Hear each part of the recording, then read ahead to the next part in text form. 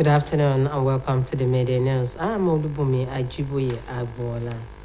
President Muhammadu Buhari has promised to consider the request for assistance made by Governor Ademola Adeleke of Osun State, who was at the State House on a thank you visit.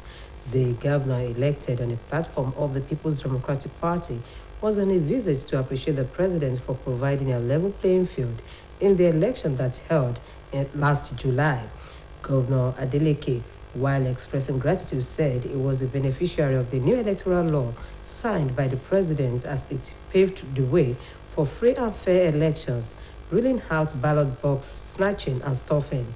He recalled the role of the security agencies who followed the instructions to be fair and firm, adding that President Muhammadu Buhari demonstrated the virtues of a good leader regardless of political party differences.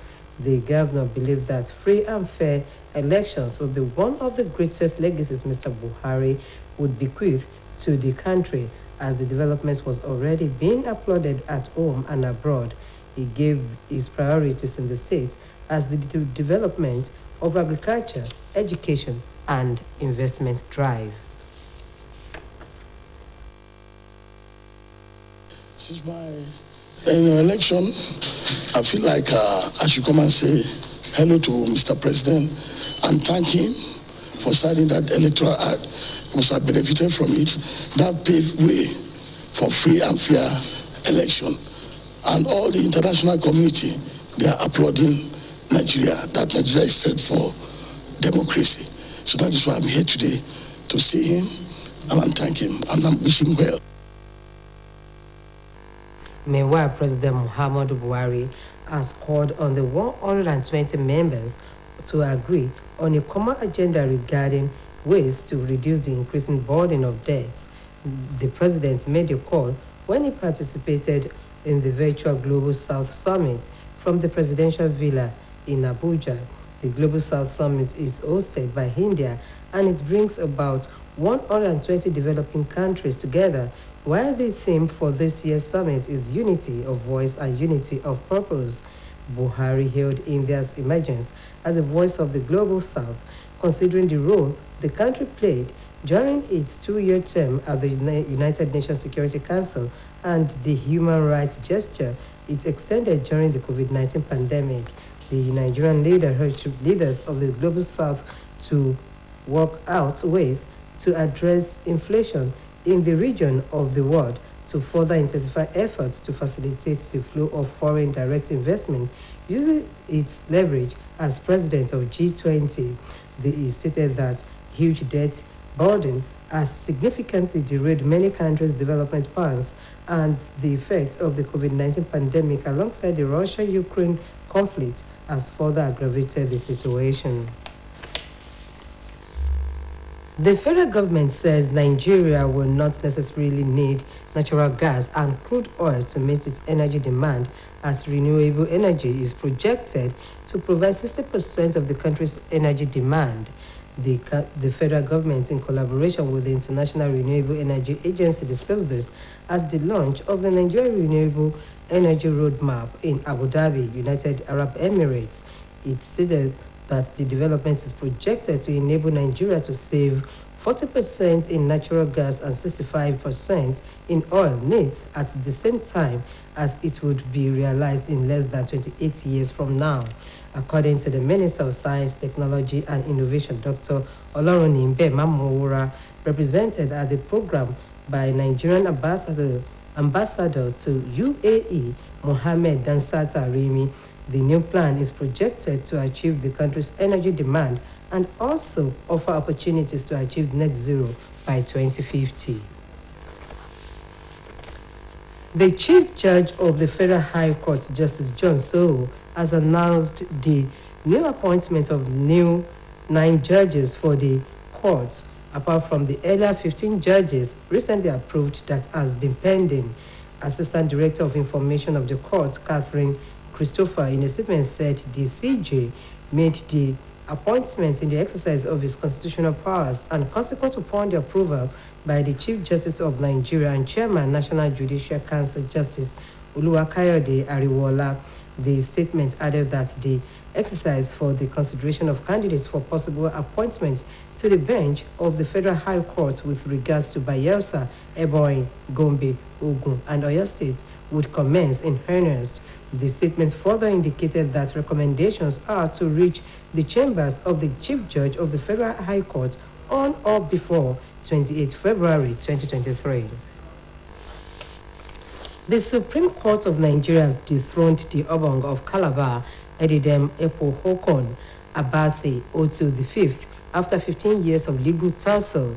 However, the Supreme Court judgment, written by Justice Amina Hagid and read by Justice Akomoye Agim, has upheld the judgment of the Appeal Court Calabar and ordered for a fresh election, which the deposed Obong is still qualified to contest, as it would be the fourth time he had to step down for another election exercise.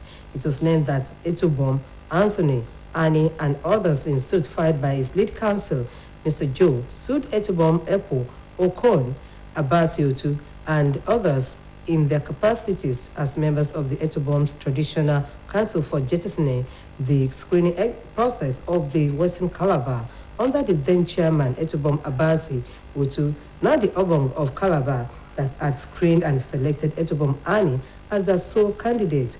High Court of Cross River State judgment of Justice Obojo Oga had sacked Abasi Otu as the Obong of Calabar on January 2012 in favor of Anthony Ani, and jettisoned the appeal court judgment that was in favor of deposed Obong. However, the Obong and others challenged the High Court judgment at the Appeal Court Calabar and was sacked and a fresh election ordered. While in sports, the Total Energies African Nations Championship has kicked off in Algeria with Nigeria's flag missing. It was an all-North African affair in the opening ceremony as the host, Algeria, battled with Libya. The continental competition, which is for players who feature in the domestic leagues, will run from January 13 to February 4, 2023. The absence of the Super Eagles B team at the Total Energies Chan in Algeria notwithstanding, former Super Eagles captain Osei Okocha is among big names in the world football that attended the opening ceremony. Apart from Okocha, big stars invited by the Confederations of African Football include Asamoah Gyan of Ghana, Tunisia's Karim Agui, and El Hadji Diop from Senegal, and Togolese Emmanuel Adebayo. It will be recorded that the Super Eagles B team was denied the ticket to the party in Algeria by Ghana's Black Galaxies in September last year. While on the foreign scene, the French and German foreign ministers have called on Africa to condemn Russian aggression in Ukraine while pressing for deeper ties between the European Union and countries across the continent. French Minister Catherine Colonna said this at a press briefing held at the African Union headquarters in Addis Ababa. She further said it is important to remember that there is an aggressor and an attack, that it is also important that everyone tells the aggressor to stop inflicting pains on the world through common interest and with expectations of African friends. The call was echoed by our German counterpart Annalena Baerbock, who said that peace in Europe was under attack as European countries need Africa to defend peace, as Ukraine and Russia are major supplies of wheat and other cereals to Africa, and the worst impact has been felt across the continent with sharp increases in the price of fuel, grain, and fertilizer. However, many African nations have shown a reluctance to condemn Russia's invasion. Still on the foreign scene, Black British national Reza Kabari, who was accused of spying for the United Kingdom intelligence, has been executed after being sentenced to death for corruption on earth and harming the country's internal and external security by passing intelligence.